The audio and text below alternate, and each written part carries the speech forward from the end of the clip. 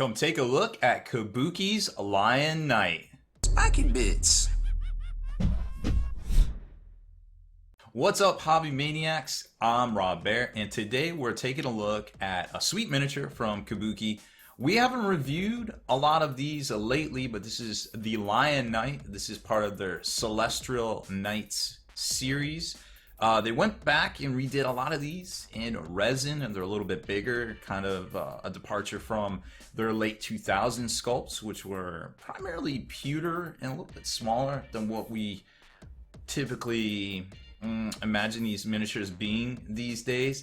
So, and now they got sweet packaging too. Like, check this out. It's pretty cool. Like, this is something that you could just throw on a shelf at a game store or inside of a case, because it is a little pricey. 50 euros, about $60 US right here. So let's put it on the paint bench and take a closer look. And here he is on the paint bench here. We got a little fancy little flyer. Obviously they have a bunch of other miniatures, and we'll jump over to their site and take another look at their graphics for this bad boy. Now this is in the limited edition status, meaning they've gone back, they've redone the sculpt for the Lion Knight, and now we've got this one right here. So this is number 159 to 250. Very cool. Like I said, it is roughly 50 euros, which when you start thinking about pricing for what this is, of course this is the Lion Knight, aka one of the Primarchs, maybe even Lionel Johnson. I'll show you why we say that here in a second. Oh cool, it comes like all pre-baggied. I guess we got to cut that open. I literally have not looked at this other than on the site. Now we got the big box back in the day from Kabuki Miniatures for all the Primarchs, but they've since gone back and redone a lot of them into the bigger size right here. So let's open this up and get a better idea of what's gonna be in there. Okay, very exciting. Now they say this is a urethane resin. I believe it's called 1/50th scale urethane resin. This is a 50 mil base. It is the rounded lip, so they are going to be comparable in size to people like Guillermin and stuff. Once you pull it all out of here. Now we have the Emperor model already reviewed on here from them. I forget what he's called, First Knight or something like that, but it's basically the Emperor model. There's all of the parts. All right, so now we got to take some looks here. So we've got the big body, very well detailed, very well sculpted here. A lot of flat areas that don't have detail, but they got the greaves and stuff, because remember, this is kind of like the old-timey kind of feudal knight there, and lots of lion motif, some chainmail there, the sword, the winged skulls, and very gothic kind of collar there around it. Let's see what else we got.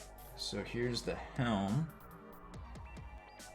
the lion helm, traditional motif that we come to expect.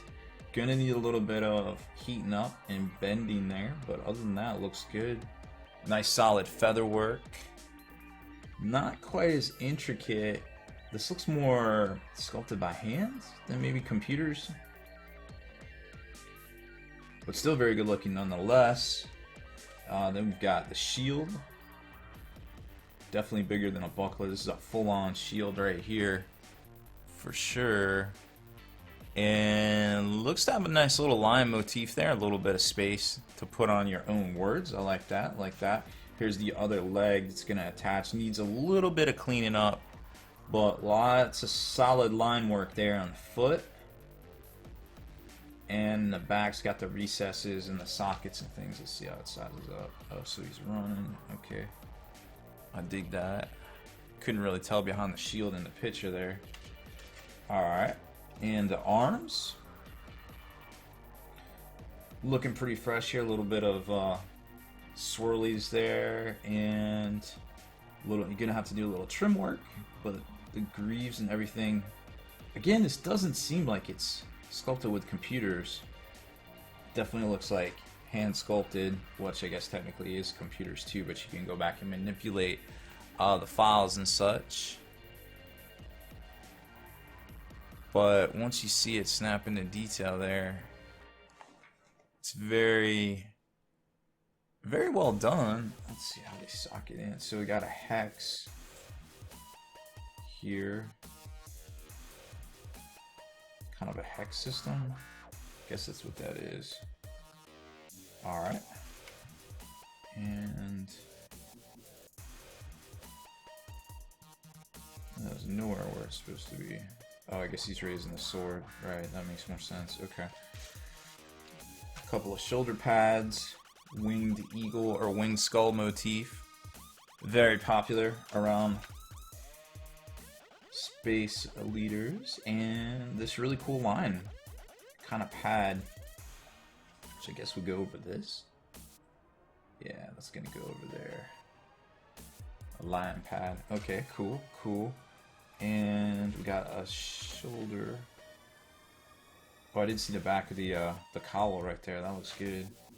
So this is gonna go inside the shield.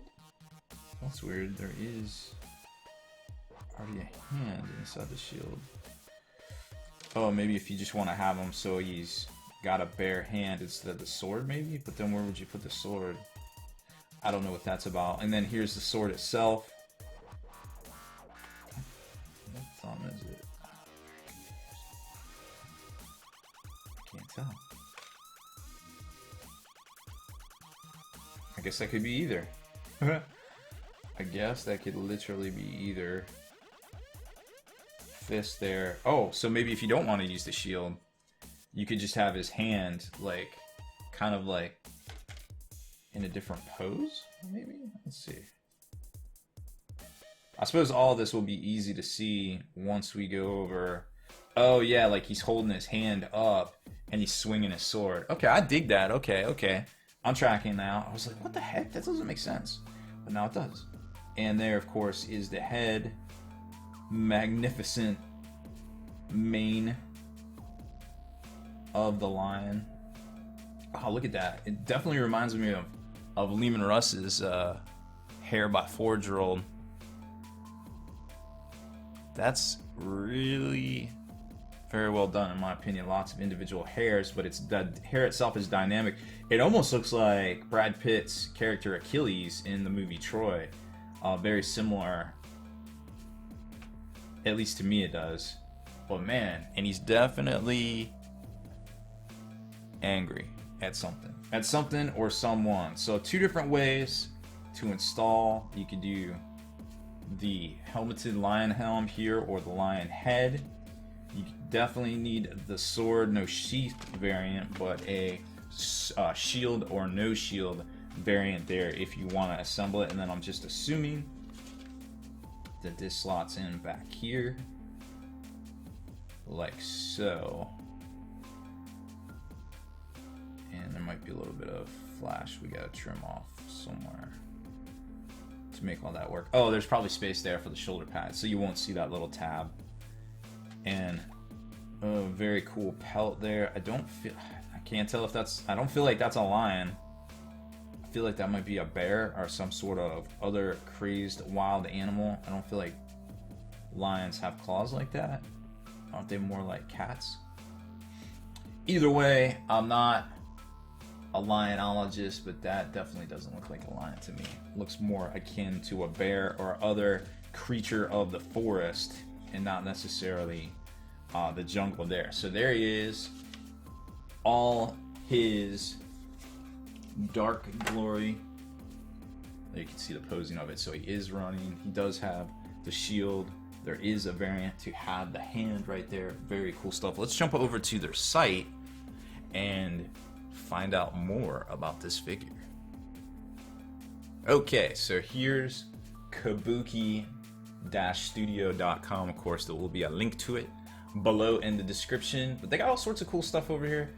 So lots of Kickstarters, lots of lady pinups, standalone miniatures, collectibles. We're concerned with the Knights of Legend here. So they got a whole series of that. Celestial Knight is the one I was talking about. I guess it wasn't First Knight. So Celestial Knight, very similar to the Emperor. Angel Knight, obviously a very, very favorite one. Kenny painted one of those up over on Next Level Painting. Here's the Lion Knight, limited edition. Oh, so he looks way different with the head in there. Definitely still reminds me of Achilles from Troy. And there he is with the, yep, okay, that makes more sense, with the open fist or the closed fist. A couple different versions of it. Interesting paint job on the cloak there. I didn't expect that, so it's more of a bear, more of a polar bear feel on that one. And there's the variant helm. Wow, I really like the black armor with the very striking gold here. That looks really good. They did a good job, the studio painter for Kabuki. And all sorts of NMM steels on there to go really well with the black armor. Very cool. I like the contrast between the polar bear and the polar bear and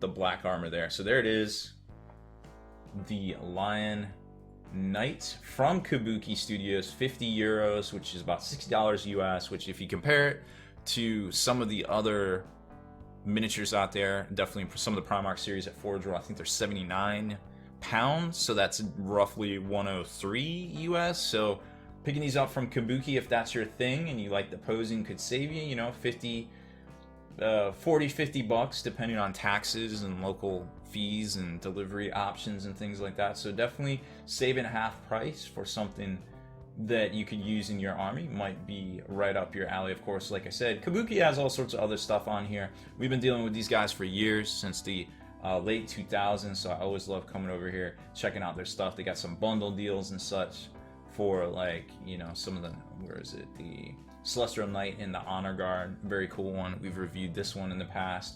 So lots and lots of cool stuff over at Kabuki. And of course they got some Star Wars offerings, some Frazetta, you name it, they probably got it over there to get your hobby juices going and give you a really cool project to work on there. So that's it for this one. I hope you liked this unboxing and review of the new Lion Knight from Kabuki Studios. Make sure you like this channel and turn on notifications so you can be the very first to come back and comment on all our posts.